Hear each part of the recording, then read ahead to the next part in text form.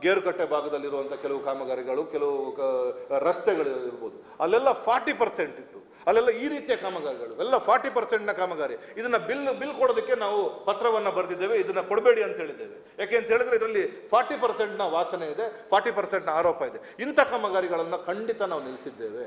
ಆದರೆ ಅಭಿವೃದ್ಧಿಗೆ ಎಲ್ಲೂ ಅಡ್ಡಪಡುವಂಥ ಕೆಲಸವನ್ನು ಮಾಡಿಲ್ಲ. ಯಾರು ಎಲ್ಲಿ ಪ್ರಾಮಾಣಿಕವಾಗಿ ಟೆಂಡರ್ ಹಾಕಿದ್ದಾರೆ, ಕಾಂಟ್ರಾಕ್ಟರ್ಗಳು ಪ್ರಾಮಾಣಿಕವಾಗಿದ್ದಾರೆ, ಅಲ್ಲಿ ಎಲ್ಲೂ ಕೂಡ ನಾವು ತಡೆ ಒಡ್ಡುವಂಥ ಕೆಲಸ ಮಾಡಿಲ್ಲ. ಇವತ್ತು ನೀವು ನೋಡ್ಬೋದು, ಬೆಳ್ತಂಗಡಿಯಲ್ಲಿ ರೆಕ್ಕೆಯಲ್ಲಿ ಒಂದು ದೇವಸ್ಥಾನದ ತಡೆಗೋಡೆ ಉರುಳಿರುವಂಥ ಪ್ರಸಂಗ ಆಗಿದೆ.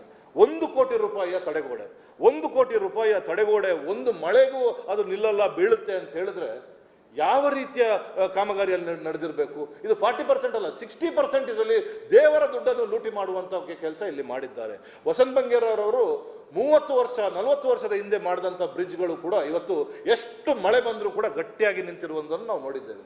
1-2 ವರ್ಷದಲ್ಲಿ ಕಟ್ಟಿರುವಂಥ ಮಾಲಾಡಿ ಬ್ರಿಡ್ಜ್, 1-2 ವರ್ಷದಲ್ಲಿ ಕಟ್ಟಿರುವಂಥ ರೆಕ್ಕೆದ ತಡೆಗೋಡೆ ಎಲ್ಲ ಈ ರೀತಿ ಕುಸಿತಾ ಇರೋದು ಅಂತ ನೋಡಿದ್ರೆ ಇದರಲ್ಲಿ 40% ಅಲ್ಲದೆ ಇನ್ನೇನು ಅಂತ ನಾನು ಕೇಳಲಿಕ್ಕೆ ಇಷ್ಟಪಡ್ತಾ ಇದ್ದೇನೆ. ಈ ವ್ಯವಸ್ಥೆಗಳನ್ನು ಮಾಡಿ ಐಬಿಗೆ ಒಂದು ಹೊಸ ಟೆಂಡರನ್ನು ಕರೀತಾರೆ. 13/7/2021 ಡೇಟ್ಗಳನ್ನು ಸ್ವಲ್ಪ ಗಮನದಲ್ಲಿಟ್ಕೊಳ್ಳಿ. 13/7/2021ಕ್ಕೆ ಇದಕ್ಕೆ ಟೆಂಡರನ್ನು ಕರೀತಾರೆ. 4,76,00,000 ಪ್ಲಸ್ 12% GSTಗೆ ಈ ಟೆಂಡರನ್ನು ಕರೀತಾರೆ. Bimal infra construction private limited ನಮ್ಮ ಮುಖ್ಯ ಪಾತ್ರಧಾರಿ. Bimal infra construction private limited ಇವರಿಗೆ ಈ ಟೆಂಡರು ಅಲಾಟ್ ಆಗುತ್ತೆ. 4,76,00,000 ಪ್ಲಸ್ 12% GST, 18 ತಿಂಗಳಲ್ಲಿ ಈ ಕಾಮಗಾರಿಯನ್ನು ಮುಗಿಸ್ಬೇಕು ಅನ್ನುವ ಕೆಲಸ ಇವರಿಗೆ ಬೀಳುತ್ತೆ. ಈ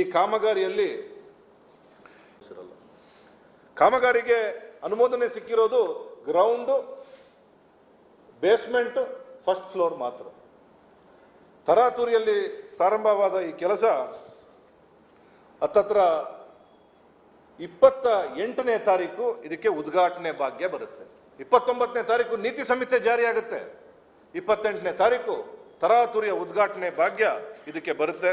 ನಮ್ಮ ಎಲ್ಲ ಇಲ್ಲಿಯ ಮಾಧ್ಯಮಗಳಲ್ಲಿ ಕೂಡ ಪ್ರಕಟ ಆಗುತ್ತೆ. ತಾವು ಕೂಡ ಎಲ್ಲರೂ ಅದಕ್ಕೆ ಸಾಕ್ಷೀಭೂತರಾಗಿರ್ತೀರಿ. ತಾವು ಕೂಡ ಆ ಉದ್ಘಾಟನೆಯಲ್ಲಿ ಭಾಗವಹಿಸಿ ಒಳ್ಳೆಯ ವಿಚಾರಗಳನ್ನು ಬರೆದಿರ್ತೀರಿ. 7 ಕೋಟಿ ವೆಚ್ಚದಲ್ಲಿ ನಿರ್ಮಾಣಗೊಂಡಂಥ ಕಟ್ಟಡ ಅಂತ ನೀವು ಕೂಡ ಅದರ ಬಗ್ಗೆ ವರದಿಯನ್ನು ಮಾಡಿರ್ತೀರಿ. ಆಗ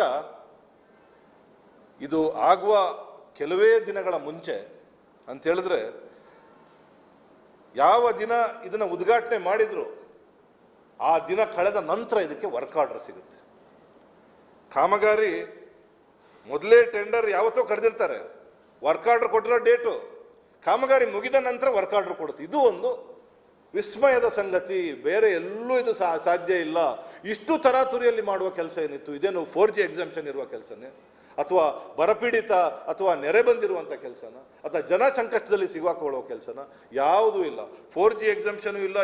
ಮೊದಲನೇ ಡ್ರಾಮಾ ಆರ್ಟಿಸ್ಟು ಬಿಮಲ್ನ ಪ್ರವೀಣ್ ಕುಮಾರ್ ಈಗ ಎಸ್ಕೇಪ್ ಆರ್ಟಿಸ್ಟ್ ಆಗಿದ್ದಾರೆ.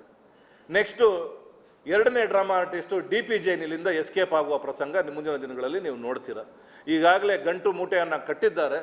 ಇನ್ನು ಕೆಲವೇ ದಿನ ಅಥವಾ ಕೆಲವೇ ಗಂಟೆಗಳಲ್ಲಿ ಬೆಳ್ತಂಗಡಿಯಿಂದ ಪರಾರಿ ಆಗುವಂಥ ಎಲ್ಲ ಸಂಭಾವನೆ ಇದೆ. ಇದರಲ್ಲೂ ಕೂಡ 3 ಕೋಟಿಯಷ್ಟು ರೂಪಾಯಿಯ ಕಿಕ್ ಬ್ಯಾಕನ್ನು ಪಡೆದುಕೊಂಡಿದ್ದಾರೆ ಅನ್ನುವ ಆರೋಪವನ್ನು ನಾನು ಮಾಡಲಿಕ್ಕೆ ಇಷ್ಟಪಡ್ತಾ ಇದ್ದೇನೆ.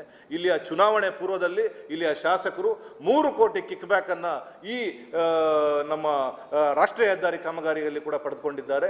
ಐಬಿದು ವಿಚಾರ ಈಗಾಗಲೇ ಹೇಳಿದ್ದೇನೆ. ಆದ್ದರಿಂದ ಅವರಿಗೆ ಮಾಡಲಿಕ್ಕೆ ಸಾಧ್ಯ ಇಲ್ಲ.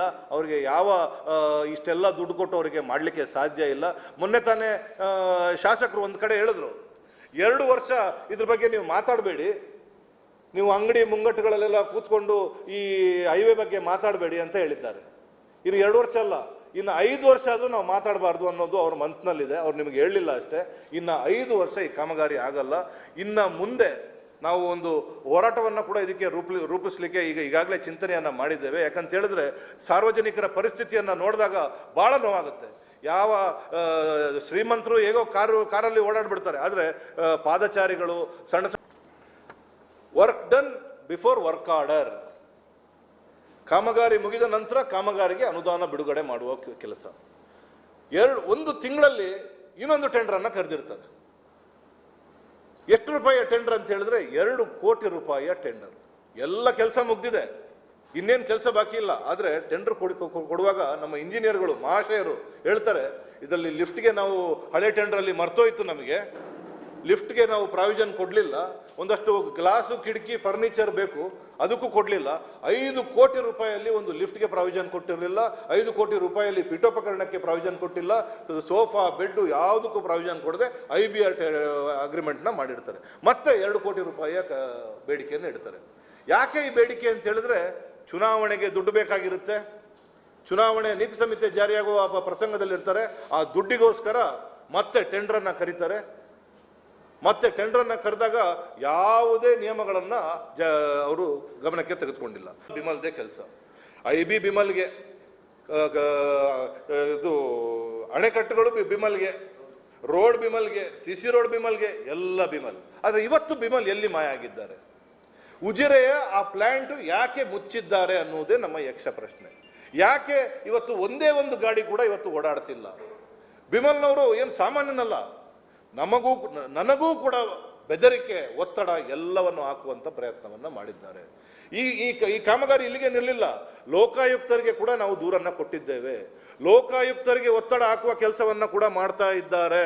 ಈಗ ಲೋಕಾಯುಕ್ತಕ್ಕೆ ಕೊಟ್ಟ ದೂರಿಗೆ ನಮಗೆ ನೋಟಿಸ್ ಕೂಡ ಕೊಟ್ಟಿದ್ದಾರೆ. ನೋಟಿಸ್ ಕೂಡ ನಾವು ಹೋಗಿ ಅದಕ್ಕೆ ಅಪಿಯರ್ ಕೂಡ ಆಗ್ತಾ ಇದ್ದೇವೆ. ಆದರೂ ಕೂಡ ಕರ್ನಾಟಕ ಲೋಕಾಯುಕ್ತ ಸುಮ್ಮನೆ ಕೂತಿಲ್ಲ, ಅಲ್ಲೂ ಕೂಡ ಒತ್ತಡ ಹಾಕುವ ಕೆಲಸವನ್ನು ಮಾಡ್ತಿದ್ದಾರೆ. ಯಾರು ಅದಕ್ಕೆ ಅಲ್ಲಿಗೆ ಕಂಪ್ಲೇಂಟ್ ಕೊಟ್ಟಿದ್ದಾರೆ ಅವರಿಗೆ ಜೀವ ಬೆದರಿಕೆ ಕೂಡ ಬರ್ತಾ ಇದೆ. ಇಂಥ ಒಂದು ಪ್ರಸಂಗ ಬೆಳ್ತಂಗಡಿಯಲ್ಲಿ ನಡೀತಾ ಇದೆ. ನಮ್ಮ ಒಟ್ಟಾರೆಯಾಗಿ ನಮ್ಮ ವಿಚಾರ, ಈ ಟೆಂಡರ್ನಲ್ಲಿ 2 ಕೋಟಿ ರೂಪಾಯಿ ಹೆಚ್ಚುವರಿ ಹಣವನ್ನು ಕಟ್ಟಡ ಸಂಪೂರ್ಣಗೊಂಡಿದೆ ಅಂತ ಘೋಷಣೆ ಮಾಡಿದ್ದಾರೆ.